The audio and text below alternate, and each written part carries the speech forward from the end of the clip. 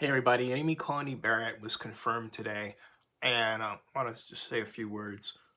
Look, this was inevitable because in 2016, 10% of the vote that normally would have been comprised of African Americans wasn't there. And so we got Donald Trump instead of Hillary Clinton. I've talked to a number of people who look like me, and I remember especially back then who were bragging that voting didn't matter, but they weren't going to vote.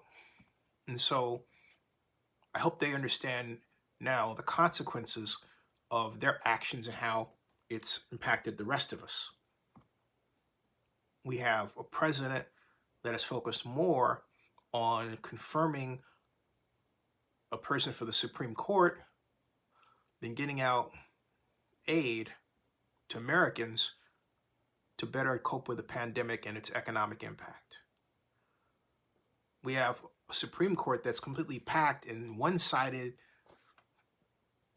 toward a conservative way of thinking rather than a balance. And if we get a Democratic president in Biden and a Democratic Senate, the first thing we got to do is add a couple of seats, or even one more, to the Supreme Court, preferably two, to put things back in balance,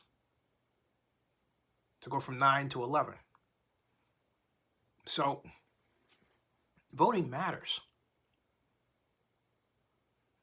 And it's great to see the large number of people turning out early to vote, largest in history. And I can't wait to see what happens on election day. But the only reason anyone would fear not having a truly democratic America is if we didn't enact the tools of our legislative structure that define our democracy. One of those is voting. The other, of course, is free speech. And of course, freedom of the press is another. But it's vitally important to keep those basic pillars of our institutions active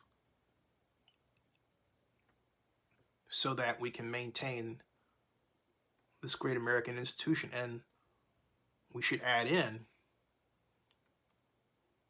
a thriving economy that allows people to go from very poor to very rich. Subscribe to Zenny62 and bookmark oaklandnewsnow.com. Remember, voting matters.